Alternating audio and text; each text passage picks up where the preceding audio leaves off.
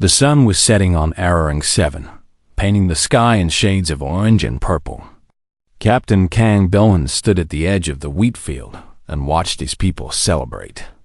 Children ran between the tall golden stalks, their laughter filling the warm evening air.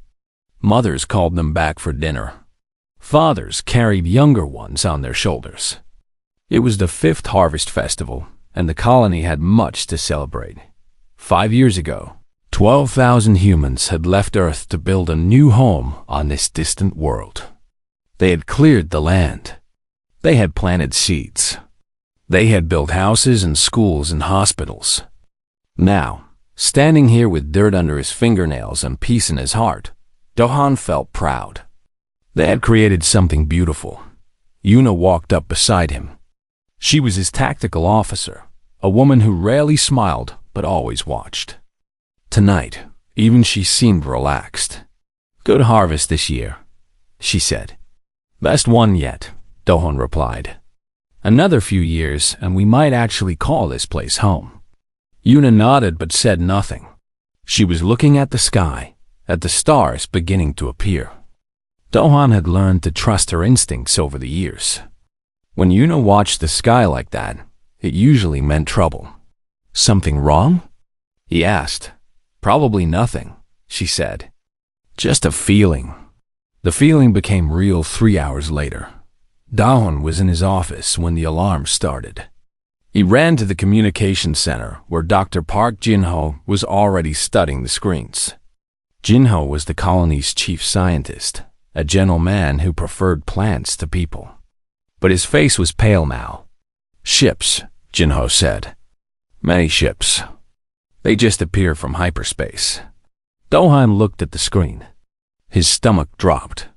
There were at least 50 vessels, all of them large, all of them armed. The design was unmistakable. These were hegemony ships, thought. The hegemony was a coalition of 3 alien species who controlled a large portion of the galaxy. They were powerful and proud, and had little respect for younger species like humans. Earth had tried to stay out of their way. Apparently, that was no longer possible. A transmission came through. Dohan ordered it played. The alien who appeared on screen was tall and thin, with gray skin and 4 eyes arranged in a diamond pattern on his face. He wore elaborate robes covered in medals and symbols. When he spoke, his voice was cold and bored. "I am Grand Prelate Voss of the Hegemony. This world has been claimed for expansion. All current occupants will evacuate within 3 cycles. Those who remain will be removed. This is not negotiable." The transmission ended. For a long moment, no one spoke. Then Yuna broke the silence. "Removed," she said. "He means killed." Dohan took a deep breath. He had been a soldier once, back on Earth. He had hoped those days were behind him. But some things never truly leave a person. "Open a channel," he said. "Let me speak to him." The communication took several minutes to establish. When Prelate Voss appeared again, he looked annoyed at being bothered. "This colony is legally established," Dohan said, keeping his voice calm. "We have recognition from the Galactic Council. Our claim to this world is valid." Voss made a sound that might have been laughter.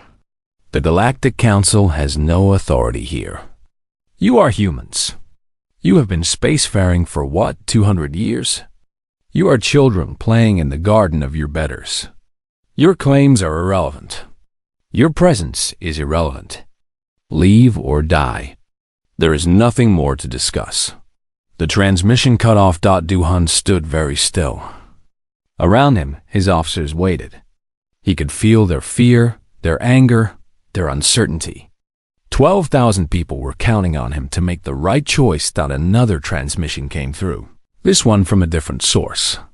It was weak and distant, coming from a trading station far away. The face that appeared was ancient, wrinkled, belonging to a species Dohan did not recognize. "I am Elder Morris," the alien said. "I have watched the galaxy for 3,000 years. I send this warning to the hegemony, though I know they will not listen. The old alien paused, his many eyes blinking slowly. There is a reason the oldest species avoid human territory. There is a reason the wise do not provoke them. You have chosen poorly, Prelate Voss. You will learn why the rule exists. All species eventually do. The transmission ended. Sergeant Sora, the leader of the colony's small security force, stepped forward. She was a small woman, barely reaching Dohan's shoulder, but her eyes were hard as stone. What rule? She asked. Dohan shook his head. I do not know, but I think we are about to teach it to them again. He gathered his officers in the underground bunker that night. Yuna, Jinho, Sora, Engineer, Taiho, Medic Hannah. These were the people who would help him save their home or die trying. They want our world, Dohan said. His voice was quiet now, and somehow that made it more frightening than shouting would have been. They want our people gone or dead. They think we are weak because we are young. They think we will run because we are small. He looked at each of them in turn. They are wrong. We are human. Our ancestors survived ice ages and plagues and wars that burned entire continents. They fought with sticks against monsters. They sailed wooden ships across endless oceans. They clawed their way from caves to the stars through nothing but stubbornness and spite. Dohan placed his hands on the table. The hegemony has made a mistake, and we are going to make sure it is the last mistake they ever make. We will teach them why every species that has tried to destroy humanity no longer exists. Outside, the hegemony fleet waited in orbit, confident in their power. They had no idea what was coming. The hegemony gave the humans 72 hours to leave. They expected crying. They expected begging. They expected surrender. Instead, they got silence.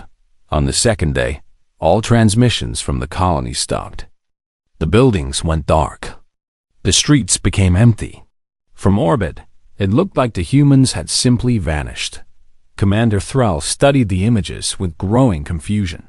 He was the military leader of the hegemony ground forces, a veteran of dozens of campaigns. He had conquered worlds. He had crushed rebellions. But he had never seen anything like this. Perhaps they fled into the wilderness, one of his officers suggested.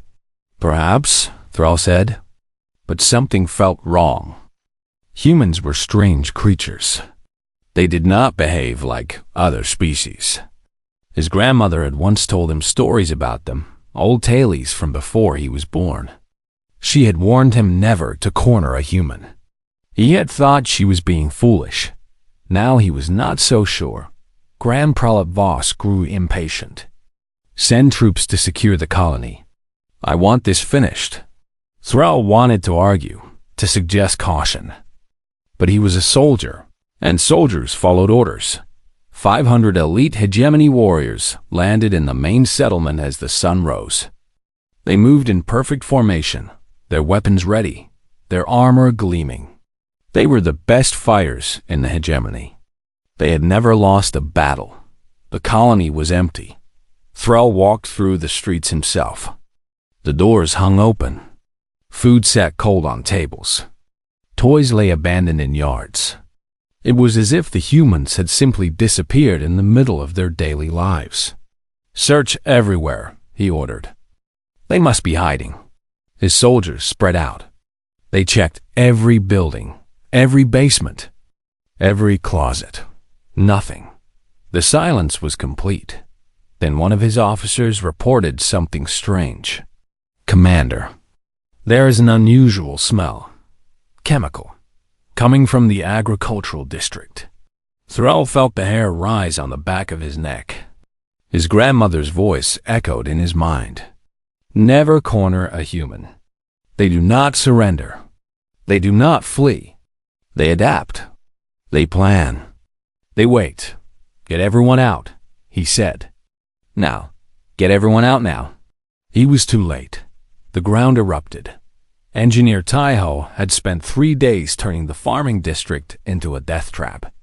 Fertilizer and fuel made excellent explosives when mixed correctly.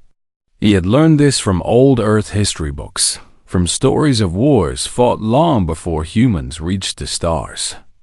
The knowledge was in their blood. The first explosion killed 50 hegemony soldiers instantly. The second killed 30 more. And then the shooting started. Sergeant Sora led the attack from the rooftops. Her team had hidden in underground tunnels, waiting in darkness, eating nothing, sleeping in shifts. Now they rose like ghosts, firing from every direction. The hegemony soldiers were bigger. They were stronger. Their weapons were more advanced. None of it mattered. Humans did not fight fair. They never had .SORA drop from a roof onto a hegemony officer twice her size. She was so small, so fragile looking. The alien laughed and reached for her. She put a knife through his eye before he could touch her. All around her, her people fought with the same desperate fury. They used guns when they had them and rocks when they did not.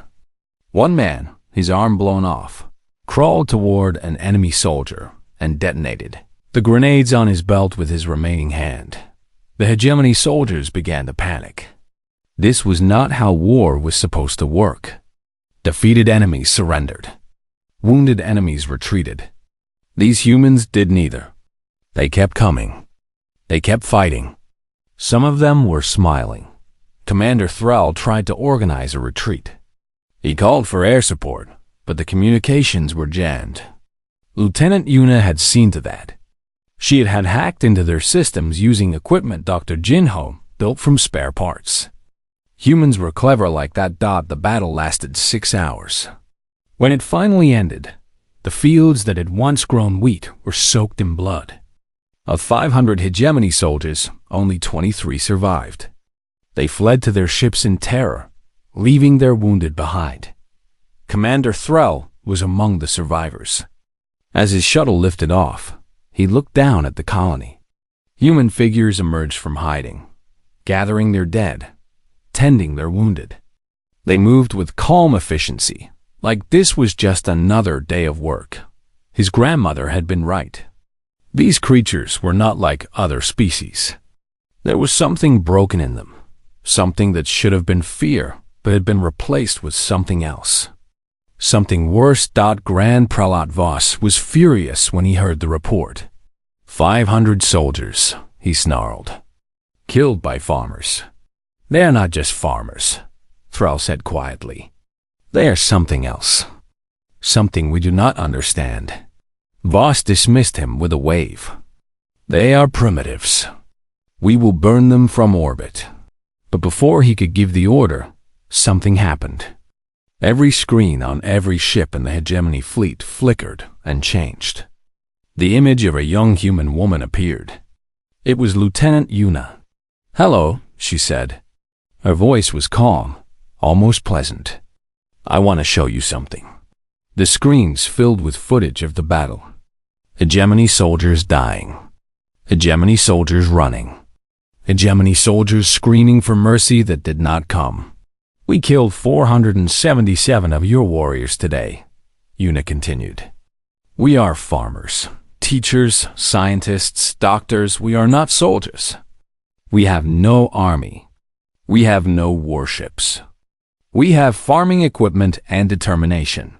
She smiled. It was not a nice smile. What you saw today was us being polite. What you saw was us showing restraint. If you want to continue this, we will stop being polite.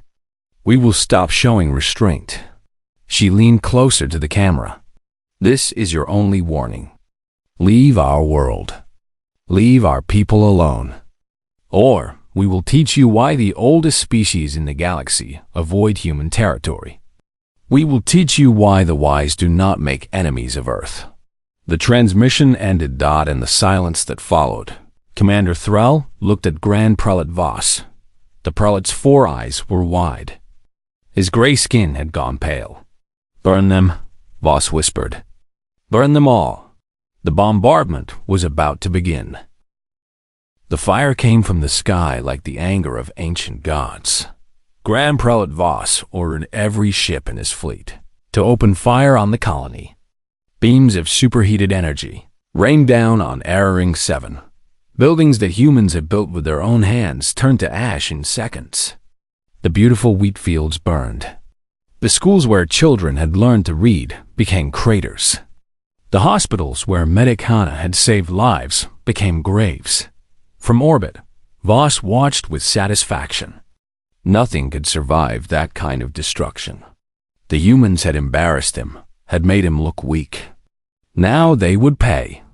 Now the galaxy would see what happened to species that defied the hegemony. But deep beneath the surface, in tunnels that had once been mines, 12,000 humans huddled in darkness. Captain Dohan had known the bombardment was coming. He had known it the moment Yuna sent her message. The aliens would not accept defeat from farmers. Their pride would not allow it. So while the hegemony prepared their weapons, the humans had prepared their escape. The tunnels were cramped and dark and smelled of rock and fear. Children cried. Adults tried not to. The sound of destruction above them made the walls shake. Dust fell from the ceiling like gray snow. Medic Hannah moved through the crowd, doing what she could. She bandaged wounds. She held hands. She told stories. "Let me tell you about Thermopylae," she said to a group of frightened children. They sat in a circle around her, their eyes wide in the dim light. Long ago, on Earth, 300 warriors stood against an army of millions. They knew they would die. They fought anyway. They held the line for 3 days, giving their people time to escape. When they finally fell, they fell as legends. She smiled at the children. That is what we are. That is what humans do. We fight when we cannot win. We stand when we cannot stand. We survive when we should not survive. This is our gift. This is our curse. This is who we are. The children listened, and somehow they stopped crying. Above ground, the bombardment continued for hours. When it finally stopped, the surface of Erring 7 was a wasteland of smoke and fire. The hegemony sensors detected no life signs. No movement. Nothing. Grand Prelate Voss smiled. It was done. He was wrong. Deep in the tunnels, Engineer Taiho was working. He had not slept in 3 days. His hands were bleeding and his eyes were red, but he did not stop. He could not stop. "Is it ready?" Captain Dawn asked, appearing at his shoulder. Taiho wiped sweat from his face. Almost. Another hour. In a hidden hangar, accessible only through ancient lava tubes, sat 3 mining ships. They were ugly vessels, designed for breaking rocks and hauling ore. But Taiho had spent weeks modifying them. He had taken the weapons from the dead hegemony soldiers and mounted them on the ships. He had removed every safety system to make room for more explosives. "The pilots," Dohan said. "They know they will not come back." Taiho nodded. "They know." They volunteered. 3 humans had agreed to fly these ships into the heart of the hegemony fleet. They would not survive. They had accepted this. One of them was a grandfather who had lost his entire family in the bombardment. One was a young woman whose husband had died in the first battle. One was a teacher who had watched his students burn. They had nothing left to lose. They had everything left to give. When the ships launched, the hegemony fleet did not notice them at first. They were small and slow and looked like debris. By the time the alarms started screaming, it was too late. The grandfather's ship hit a fuel tanker. The explosion was so bright it could be seen from the planet's surface. The young woman's ship crashed into a supply vessel carrying ammunition. The secondary explosions lasted for 10 minutes. The teacher's ship went straight for the command carrier. Hegemony weapons tore it apart, but the burning wreckage still struck the carrier's engines. The massive ship listed and began to drift in the tunnels below. The humans felt the ground shake. They heard distant thunder. And then For the first time in days, they heard cheering. Lieutenant Una had tapped into the hegemony communications. She played the alien transmissions over the colony speakers. Panic, confusion, fear. 40% of their support fleet is gone, she reported to Dawn. They have lost most of their fuel and supplies. They cannot sustain a long siege. Dawn nodded slowly. The cost had been terrible. 3 brave people had given their lives. The colony above was destroyed. But they had hurt the enemy. They had shown them that humanity could not be exterminated easily. He picked up the communication device and broadcast a message on all frequencies. This is Captain Kang Dohan of the human colony on. Airing 7. You burned our homes. You killed our people. You thought we were finished. He looked around at his people, at the 12,000 survivors crowded in darkness. We are still here. We are still fighting. And we are not alone. Right now, a signal is traveling toward Earth. Right now, humanity is learning what you have done. His voice grew cold. You wanted a war with humans. You have one. And we do not stop. We do not surrender. We do not forgive. Ask the species that came before you. Ask them what happens when you corner humanity. He paused. Oh, wait. You cannot. They are extinct. Grand Prelate Voss listened to the transmission in silence. Around him, his officers argued and shouted and blamed each other. His beautiful fleet was crippled. His supplies were burning. And somewhere below that ruined planet, the humans were still alive. For the first time, he felt something cold crawl up his spine. It was fear. The distress signal from Airing 7 traveled through space at the speed of light. It bounced between relay stations and communication networks. It crossed empty void and busy shipping lanes. And everywhere it went, humans heard it. On Earth, politicians argued about what to do. Generals drew up battle plans. Citizens demanded action. But while the leaders debated, ordinary people acted. Ships began to launch. Warships, yes. The small human military mobilized everything it had. But they were not alone. Cargo freighters canceled their routes and headed for Airing 7. Their captains welded metal plates to their hulls and mounted whatever weapons they could find. Mining ships abandoned their asteroids and joined the fleet. Luxury yachts owned by wealthy families were donated to the cause. Even passenger liners, emptied of their travelers, flew toward the fight. They came from every human colony. From Mars and Europa and the stations around Saturn. From distant settlements that most people had never heard of. Young and old. Rich and poor. Soldiers and civilians. Scientists and laborers. They came because that was what humans did. When the family was threatened, the family responded. Grand Prelate Voss saw the ships arrive 2 weeks after the bombardment. His sensors detected them dropping out of hyperspace, one after another, filling the void around the RIRANG-7 dot. He had expected a few vessels, perhaps a dozen at most. Humans were a minor species. They had limited resources. Their military was small. Instead, he counted 200 ships. Impossible, he whispered. Where did they come from? Commander Threll knew.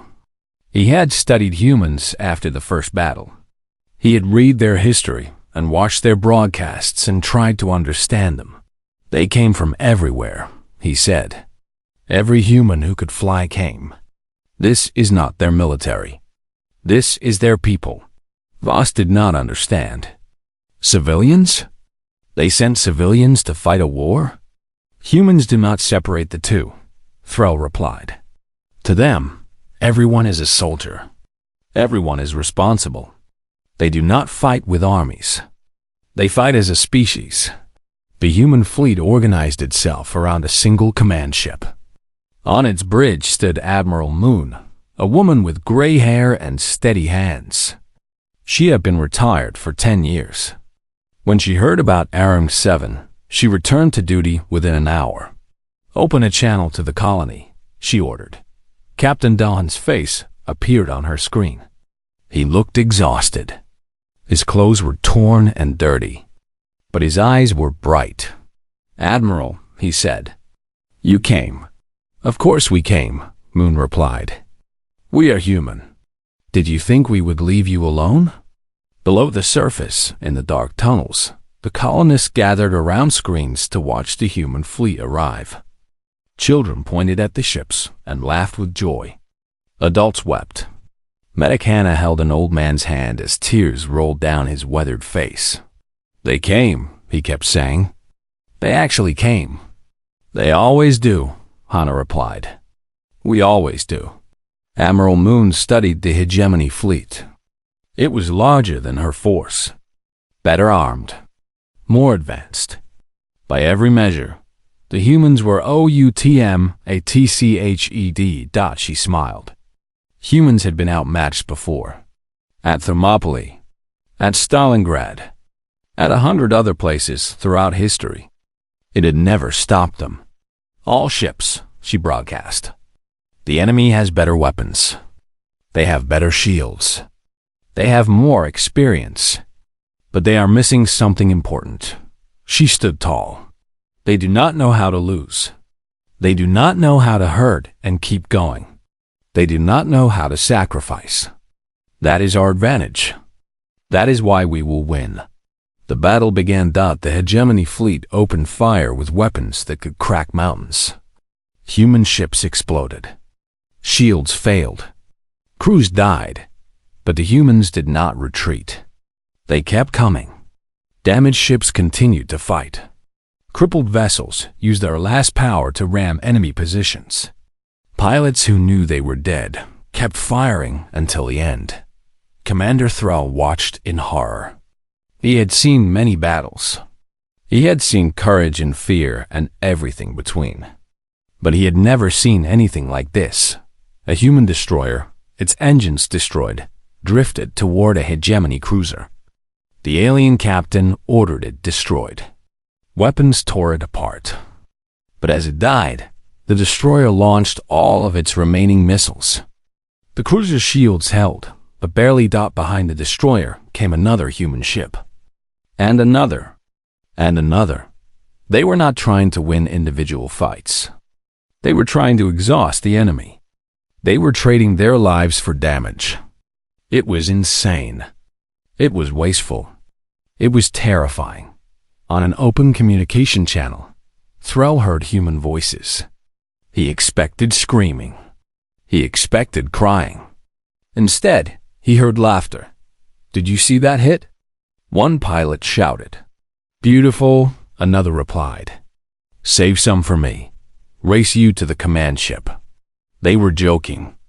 They were dying by the dozens, and they were joking about it. Thrall turned to Grand Prelate Voss. The prelate's face was pale. His 4 eyes were wide with something Thrall had never seen in him before. Fear. "They will not stop," Thrall said quietly.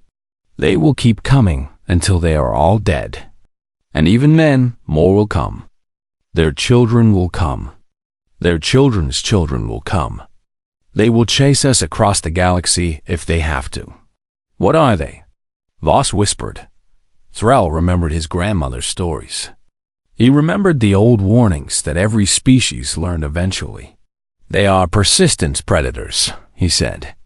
"They evolved by chasing prey until it collapsed from exhaustion. They do not stop. They cannot stop. It is not in their nature." The battle raged on. The hegemony was winning. They destroyed more ships than they lost. But the humans kept coming, and somewhere in the darkness below, Captain Dawn prepared his people for the final push. They would fight with whatever they had left. They would fight with rocks if necessary. They would fight until the end. The battle for Aram 7 lasted 3 days.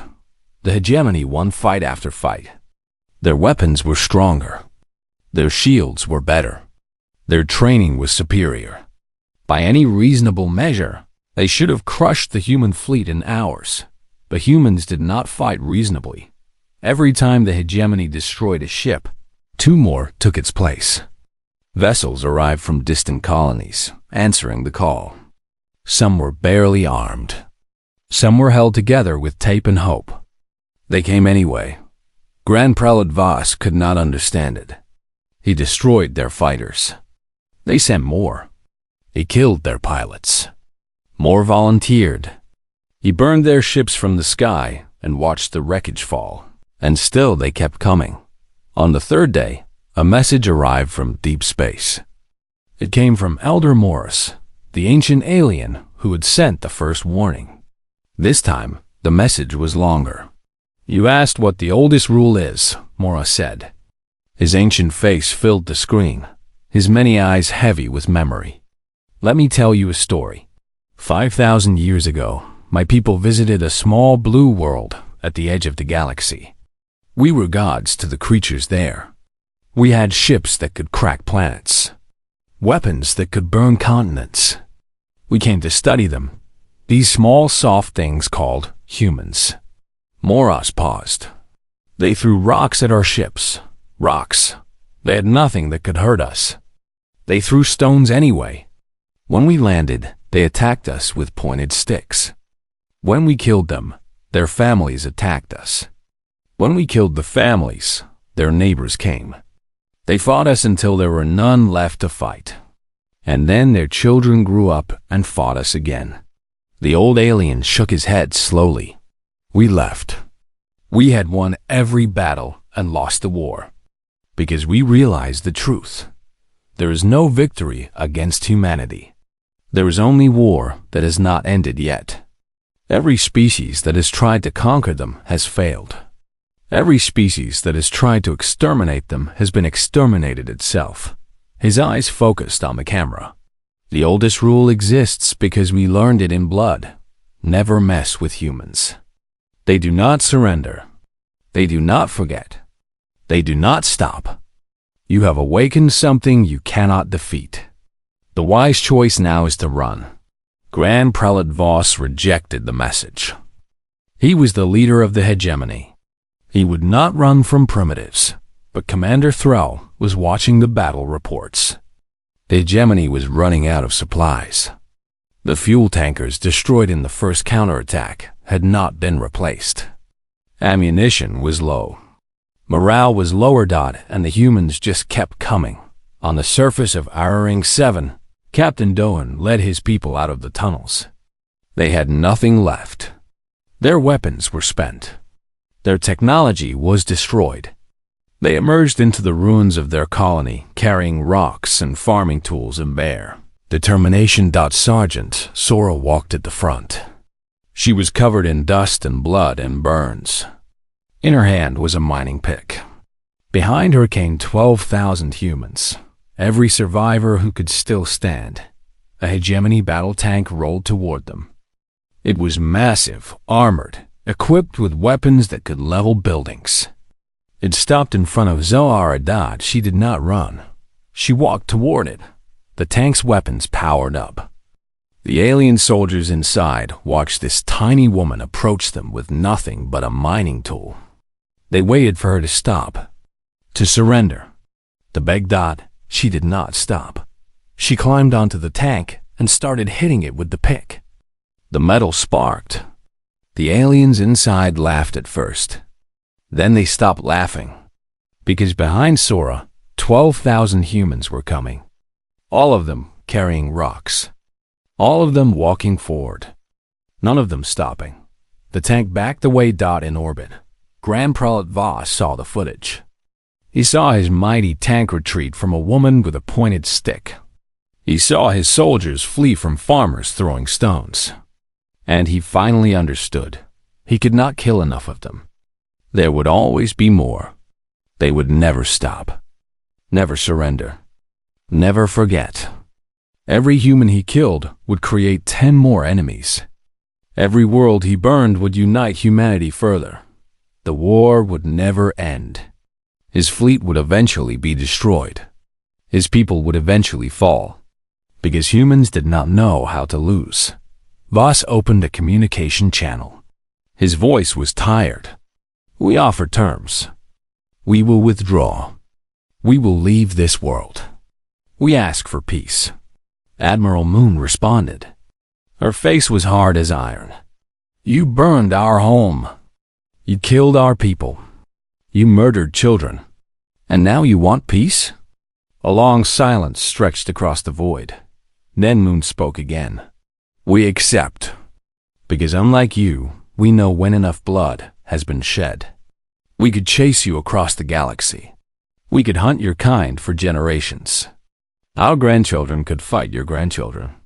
But we choose to stop here." She leaned forward. "Remember this. Remember what happened when you touched humanity. Tell your children. Tell every species you meet.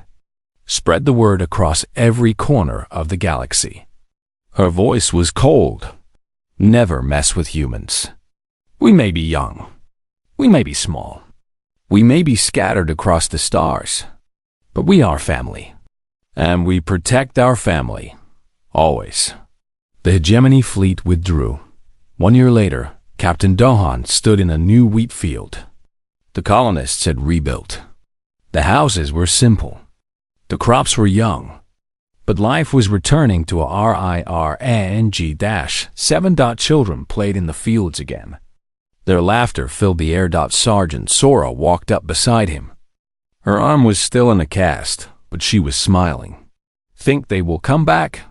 she asked. Duhan shook his head. "No, they learned the lesson." Across the galaxy, the story spread. Species who had never met humans heard about HFY.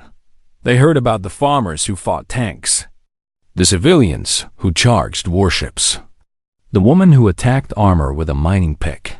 The old rule was spoken again, passed down to new civilizations just beginning to reach the stars. There are many wonders in the galaxy, many species to trade with, ally with, or even conquer. But the small blue world on the spiral arm, the persistent predators, the creatures who laugh while dying, never mess with humans.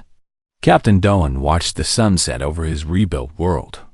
The sky turned orange and purple, just like it had before. Children ran through the fields. Mothers called them home. They had survived. They had won, not because they were the strongest, not because they were the smartest, because they were human, and humans never stopped.